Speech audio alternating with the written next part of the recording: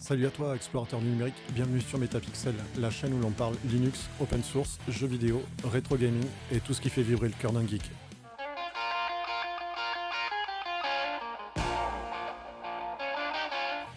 Au programme, on va installer from scratch MX Linux en version 32 bits, on fera un petit tour du propriétaire, on installera OpenArena et bien sûr on le testera. En bonus, à la fin de la vidéo, on fera un test de ZNES, un émulateur Super Nintendo et un jeu qui m'a tenu des longues heures devant l'écran avec les copains. Allez, accroche ta ceinture, on embarque pour un voyage dans le monde de Linux. Bon, pourquoi cette distribution et pourquoi 32 bits? D'ailleurs, c'est quoi 32 bits? 32 ou 64, il s'agit là d'une architecture de processeur. Pour mieux comprendre, imagine des autoroutes. Plus il y a de voies, plus tu peux faire passer des voitures simultanément. Les processeurs, c'est pareil. En 1996 sort la console Nintendo 64. C'est le premier appareil grand public à bénéficier de cette architecture. Bien que cela existait déjà depuis les années 60-70 pour des ordinateurs IBM, en 2003, AMD, le fabricant de processeurs, sort le premier en 64 bits et compatible avec les anciens programmes en 32 bits. Microsoft sort Windows XP 64, puis XP Professionnel en 2005 pour les processeurs AMD et Intel 64. Un autre détail qui a toute son importance. Cette nouvelle architecture accepte bien plus de mémoire de RAM que la précédente, 4 Go contre des centaines actuellement. Alors pourquoi tester MX Linux dans cette version-là? T'as un vieil ordinateur, un vieux truc qui traîne, qui prend la poussière, tu sais vraiment pas quoi en faire? Si tu essaies de réinstaller un Windows ou de le redémarrer, presque plus aucun logiciel ne fonctionnera, avec des messages disant que la version est trop ancienne ou plus compatible avec rien du tout. C'est là qu'MX Linux rentre en jeu.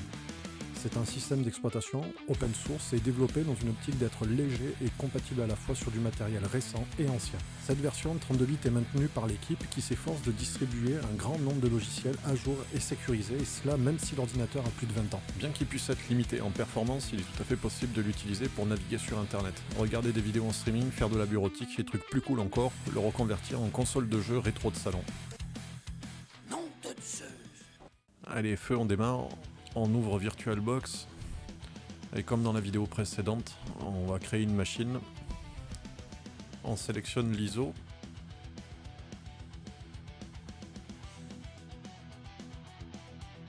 Cette fois, c'est pas détecté. On va régler manuellement le type de distribution utilisé.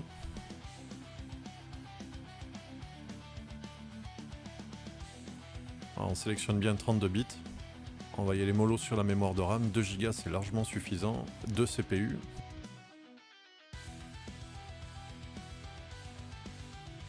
Un petit disque dur de 20 Go.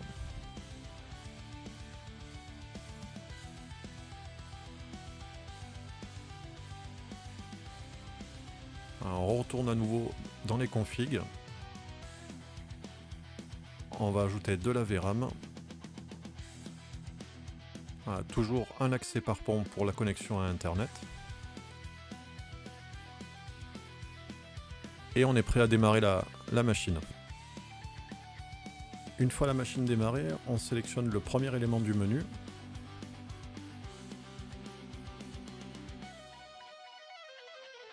Et une fois sur le bureau, on clique sur Install. Sur le côté gauche, on a un live log qui permet de voir la totalité de ce qu'il se passe pendant qu'on est en train d'installer. On va choisir une disposition de clavier français. Attention, pendant tout le processus d'installation, le clavier est en QWERTY, donc en anglais. Donc faites attention pour taper les mots de passe ou les choses cachées. Il le sera en français qu'uniquement une fois qu'on l'aura installé. Là, on laisse tout par défaut pour le disque dur. Ici, on peut choisir un nom pour notre machine. Et je décoche aussi la case pour Samba Server, parce qu'on s'en servira pas.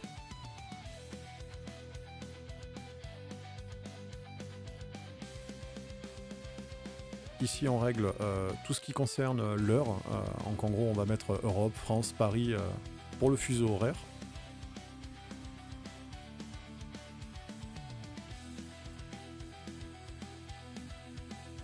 Ici, on peut désactiver des paquets qui sont installés ou proposés à l'installation. CUPS, par exemple, c'est pour les imprimantes en réseau. Le Bluetooth, je vais l'enlever aussi. On est dans une machine virtuelle, donc on n'aura pas besoin de tout ça. C'est ici qu'il faut faire attention, si vous avez le clavier en QWERTY, pensez-y quand vous tapez votre mot de passe. Et on coche Auto-Login. Ça permettra de se connecter automatiquement sans avoir à taper le mot de passe pour arriver dans notre session de bureau.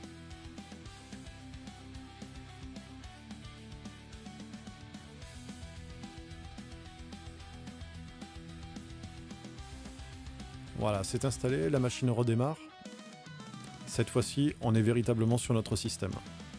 On est parti pour un petit tour du propriétaire. Donc on ferme la fenêtre, on clique droit sur le bureau. Dans les paramètres affichage, on peut changer la résolution. Ce petit logiciel qui s'appelle Arrender. Donc ici, j'ai choisi un 1600 par 900, j'applique. À gauche, dans les MX Tools, on a donc tous les outils à notre disposition pour pouvoir personnaliser notre distribution, la réparer, la diagnostiquer. Donc tous ces outils sont mis à disposition par les développeurs.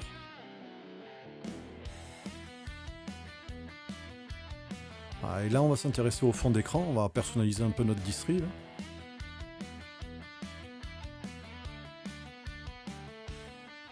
Dans le menu démarrer, on va aussi regarder le manager de Conky. Conky, c'est un petit logiciel aussi qui permet de rajouter tout un tas de widgets sur le bureau.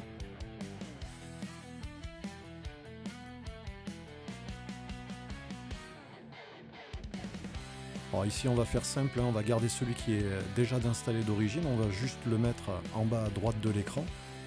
Il suffit de cliquer sur appliquer pour valider. On peut naviguer dans les différentes propositions que Conky nous fait pour pouvoir personnaliser. Également sauvegarder notre thème, comme ça on pourra y revenir dessus plus tard.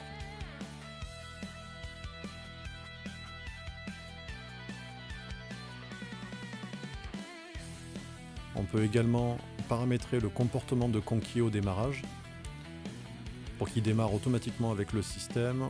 On peut retarder le lancement, on peut le mettre directement. Et là, dans le menu démarrer, je suis en train de rechercher le manager des paquets synaptiques, où là, on va plutôt gérer les mises à jour de la distribution. Donc, vous voyez, il a demandé un mot de passe, parce que là, on touche au système. Il suffit de cliquer sur recharger pour mettre à jour la liste des paquets disponibles. Ici vous avez tout un tas d'onglets qui vous permettent donc de maîtriser avec précision ce que vous voulez installer en mise à jour. On n'est pas obligé de tout installer, d'ailleurs on n'est pas obligé de les installer non plus, malgré que ce soit fortement recommandé. Donc j'ai cliqué sur tout mettre à jour et appliquer. Et vous voyez comme c'est transparent, on peut afficher les informations, on peut tout savoir. La version des paquets qui seront installés, d'où ils proviennent.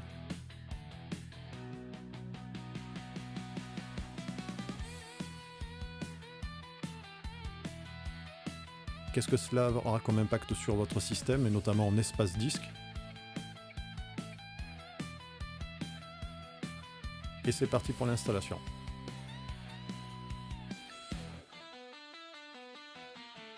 Voilà, encore une fois, c'est très transparent, on voit vraiment tout ce qu'il se passe en temps réel.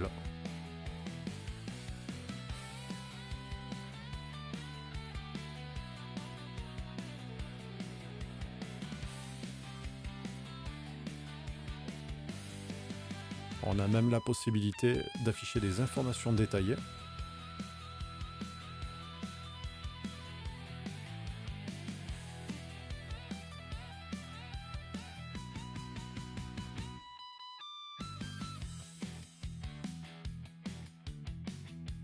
Et dans les informations détaillées, on a encore beaucoup plus de détails.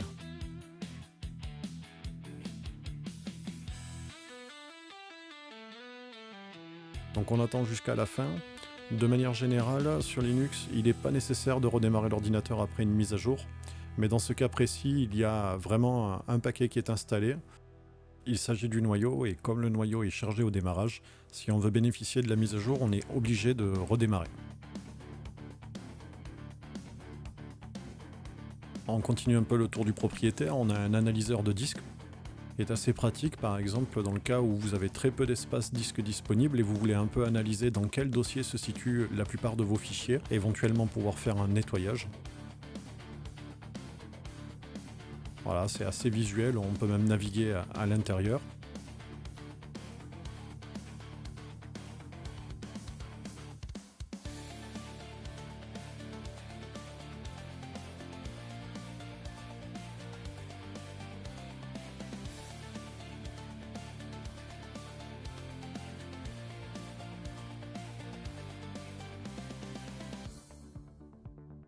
Et là, on va ouvrir le terminal, là, le truc qui fait toujours un petit peu peur.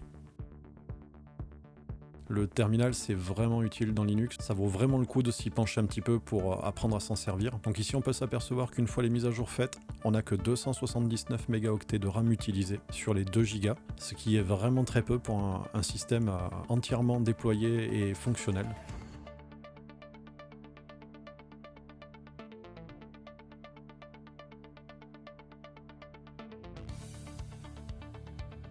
Et là, je vous donne un petit exemple de commande, le sudo apt update, qui est la commande qui permet donc de mettre à jour la liste des paquets sur mon système. Un peu de la manière dont on l'a fait à l'aide du logiciel tout à l'heure, mais là on le fait en mode terminal.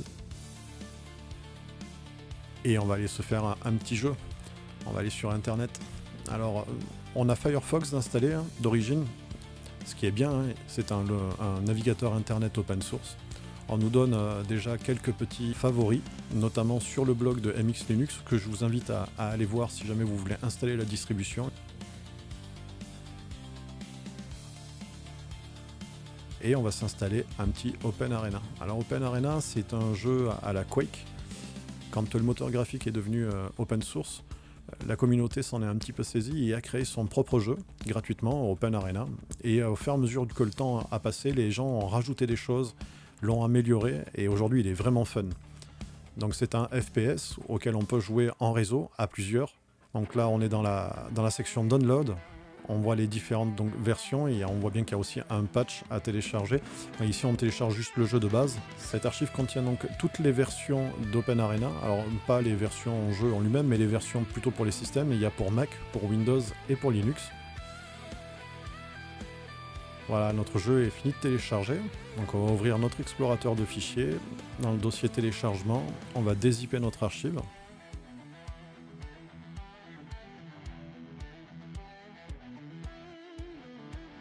Un petit clic droit dessus, on coupe le dossier. On va en créer un autre et on va l'appeler Game. Donc vous voyez, c'est exactement comme dans tout autre système d'exploitation, rien de bien farfelu. Donc là on va ouvrir un terminal, on va taper une commande CD pour rentrer à l'intérieur du répertoire et ensuite ls pour lister les documents. À l'intérieur on a tout un tas de fichiers dont un qui s'appelle i386. Alors normalement quand c'est .i386 cela veut dire que c'est un binaire, un exécutable en 32 bits, donc à destination de notre OS à nous, MX Linux.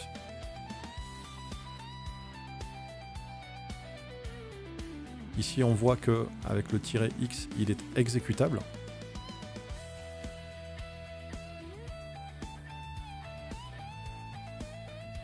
On fait un // le nom de l'exécutable.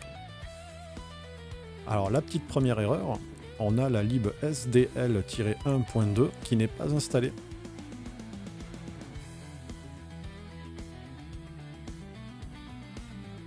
On a une petite erreur à la fin qui est no such file or directory. Ah, pas de panique, c'est juste une librairie qui nous manque, on va l'installer et on va utiliser sudo apt search, le nom de la librairie qu'on souhaite installer, alors sans le numéro de version, ça sera plus simple. Alors Linux nous fait une liste de ce qu'il a trouvé qui pourrait correspondre à ce que l'on recherche. Donc on a une libsdl 2-2.0.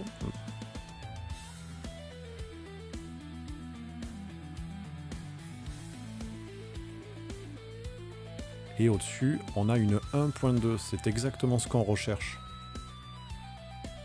Donc le paquet à installer est écrit en vert, donc c'est libsdl 1.2 Debian. Et c'est une librairie, c'est une bibliothèque pour faire du Direct Media Layer. Alors, on va pas entrer dans les détails, même moi je sais pas trop à quoi ça sert, mais globalement on en a besoin pour faire tourner le jeu. Donc je fais un sudo apt install, le nom de ma librairie, et voilà, c'est déjà installé. Et vous voyez comme c'est transparent, même au niveau du terminal, on a tout. On a le nouveau paquet installé, une nouvellement installée, il en a enlevé 0 mis à jour, ça lui a pris 213 kilooctets et 575 kilooctets d'espace supplémentaire. On est allé le chercher sur ce serveur-là. Et le traitement du paquet qu'il a reçu. Une préparation, dépaquetage, paramétrage et traitement des actions différées. Voilà, Linux se veut toujours très très transparent dans tout ce qu'il se passe. Alors ici, dans les entrées, en fait, je tente de montrer qu'il faut garder en fait la souris dans le scope de votre écran, parce que là, ça va être un FPS, on va beaucoup bouger la souris pour pouvoir bouger la tête de notre personnage. Et si la souris sort de l'écran, on perd le contrôle du jeu vidéo. Alors, c'est pas très simple dans une machine virtuelle. J'ai pas encore trouvé la bonne astuce. D'ailleurs, si vous l'avez, n'hésitez pas dans les commentaires à me la donner parce que c'est vraiment pénible.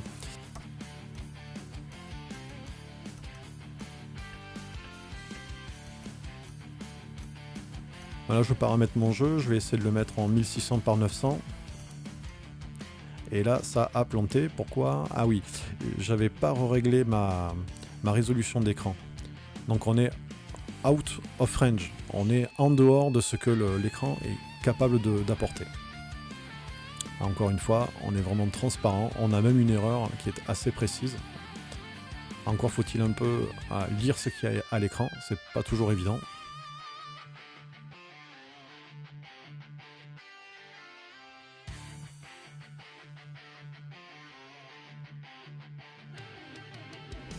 Et oui, je suis en 1280 par 800.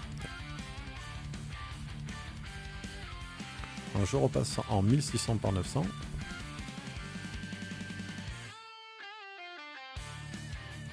Et on relance le jeu.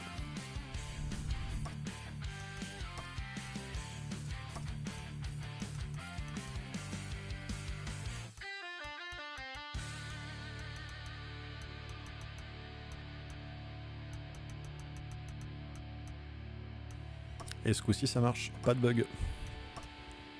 Et allez feu, on va se faire un petit test, on va se faire plaisir quand même.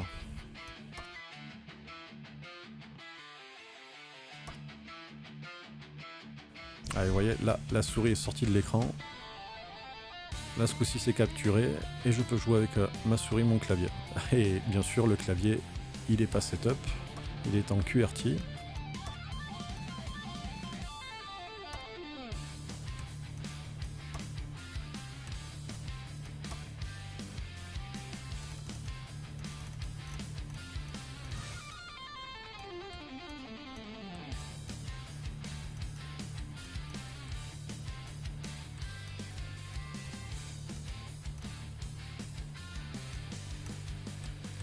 Et voilà, on se fait une petite partie à l'ancienne d'un jeu gratuit.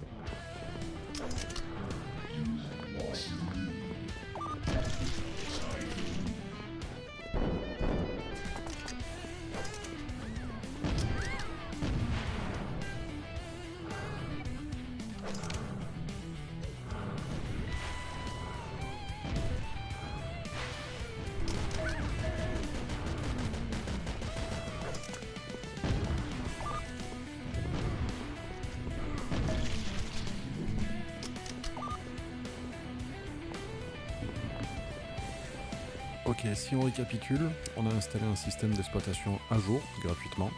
On a vu que bon nombre de logiciels sont disponibles et également gratuitement. On a vu que quand on installe quelque chose, tout est transparent.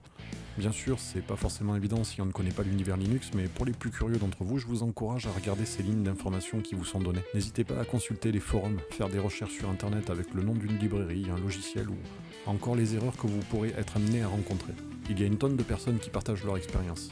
Aide les autres à résoudre leurs problèmes. Linux, c'est tout ça, c'est gratuit, c'est libre. Et la communauté apporte bien plus que des distributions ou des logiciels. C'est aussi des gens lambda qui utilisent et qui aident les autres à installer, paramétrer ou débugger un logiciel. Linux, c'est bien plus qu'un système, c'est aussi toute une philosophie d'entraide et de partage.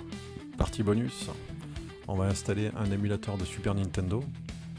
Donc on fait un sudo apt search le nom du paquet. Donc là c'est ZSNES. Bon, bien sûr je me trompe de mot de passe au passage. ZSNES il est pas mal du tout, ça fait des années que je le connais et que je l'utilise.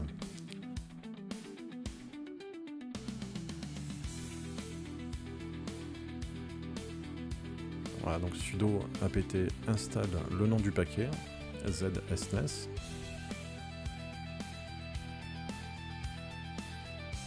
Et à cet émulateur, je le trouve vraiment chouette. Ça fait des années que je l'utilise. On peut même faire des parties en réseau à deux. Ça c'est fou quand même d'avoir pouvoir rajouter même des features qui n'existaient pas sur la console. Ah, vous êtes avec un pote à des milliers de kilomètres de distance, vous vous mettez en réseau et vous faites un Street Fighter. Là, j'ai volontairement passé une partie de la config de manière à pouvoir récupérer donc, tous les jeux que j'ai à dispo. Donc là c'est pour la Super NES.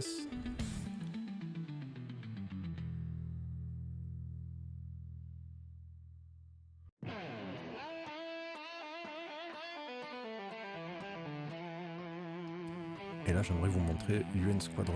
C'est un jeu, j'ai dû y passer mais je sais pas combien d'heures. Avec des potes, des week-ends entiers, on essayait de terminer le jeu, on y allait à tour de rôle. Un jeu Capcom. Et alors là, comme dans Open Arena, bien sûr, il faut aussi paramétrer son clavier. On peut aussi paramétrer des manettes, bien sûr, ça marche très bien avec les manettes.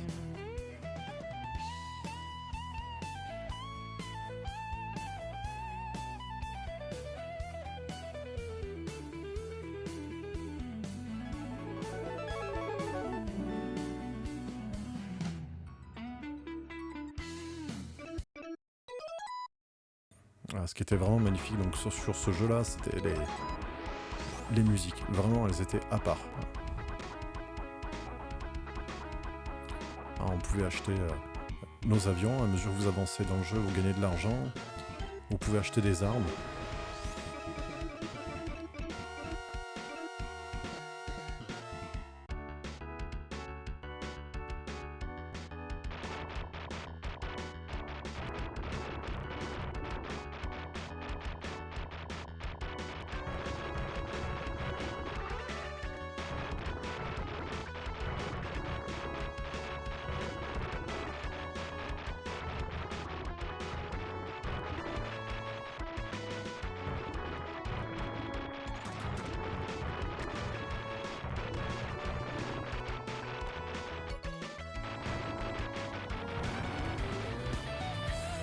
Voilà, la vidéo est terminée. J'espère que le contenu vous aura plu. Je tenais vraiment à parler de cette distribution parce que, comme vous le savez peut-être, notre association Metapixel propose des événements autour du rétro gaming. Et il nous tient vraiment à cœur de refaire vivre nos vieilles consoles, partager avec les plus jeunes le patrimoine vidéoludique de notre jeunesse. Nous avons pu, grâce à MX Linux, redonner vie à une vingtaine d'ordinateurs qui nous ont été donnés car trop vieux ou obsolètes, sur lesquels nous proposons des LAN, Open Arena, Counter-Strike, Diablo 2, T-World, Command & Conquer et j'en passe. Ces ordinateurs servent également de support d'atelier à informatique et Linux. Donc ne jetez plus vos vieilles bécanes, installez Linux, construisez une console rétro de salon et partagez avec vos potes et vos enfants. Bye, c'était Julien pour Metapixel.